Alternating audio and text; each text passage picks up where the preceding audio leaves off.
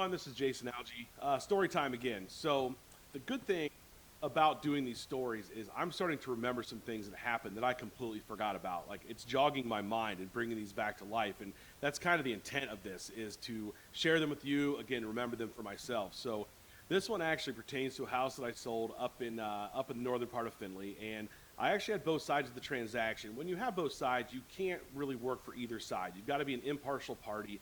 You can basically relay information, but you can't tell the seller that the buyer's willing to do something or try to convince him to do something, and you can't do the opposite with the buyer and the seller. So anyway, this person came to me to purchase a house I had listed, and beside the house there was actually a wooded property that was for sale. I had a for sale sign in the yard. It was active on the market, and my client, my buyer, when he was looking at this house, he said, "What's going on with the neighboring property?" And I said, "It's for sale. There's a lot of trees. There's actually a waterway that runs right through the middle of the property." And I said, "I believe it would be kind of tricky to put a house up there, but it's for sale and they're building houses around." So we just kind of left it at that. Well, the buyer ended up buying the house, and wouldn't you know it, several months goes by, trees starting getting cleared out of that lot, and it turns out a builder who was a buddy of mine starts building a house on that lot. So I found out through the grapevine that this buyer owner ended up freaking out on the builder, got in his face, freaked out on the tree company that's trying to knock down trees, like they're just trying to do their job, and this guy's over there screaming at him, like he's kind of gone nuts. And then he turns his attention to me, and apparently it's my fault that these people bought this property and are putting a house on it. So that's fine, whatever, no big deal. I let it go. It's what it is. He can be mad. I'll move on with my life. He can move on with his. Here comes the interesting part. My buddy decides to sell his house, and I've got a client that wants to see it. So I'm like, oh man, I better be a little bit secret about this. As much as he went nuts on these other people, I don't want him doing that to me. So let's just try to get him in and out of the house as quickly as I can. So I thought to myself, I'm going to show up 10 minutes early to this showing just to make sure I get there on time or before them. That way we can kind of get into the front door, check out the house, maybe not be seen, and get right back out. Well, when I got there, my clients were not only there, but they were standing in the backyard.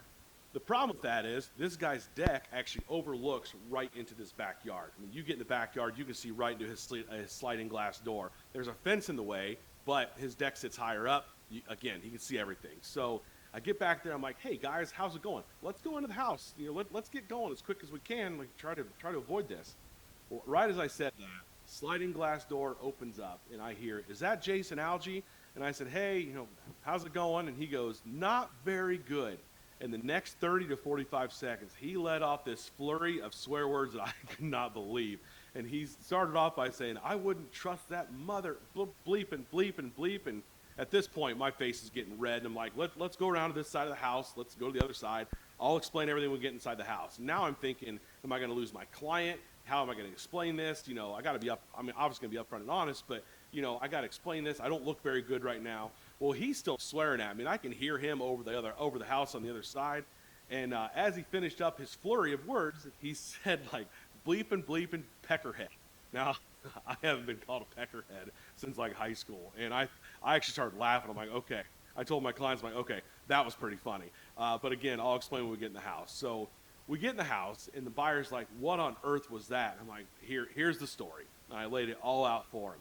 And he, when I got done, he said, "What's that guy's name?" And I told him what his name was, and he said, "I went to high school with him." Side note, we all went to high school at the same place. And he said, "I went to high school with him.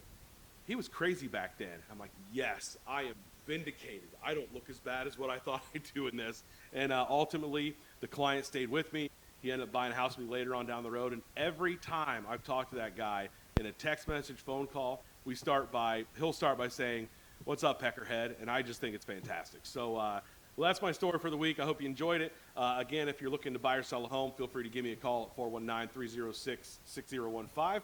And if you like this story, feel free to like the page or share it with somebody who might. But anyway, we'll see you next week. Take care.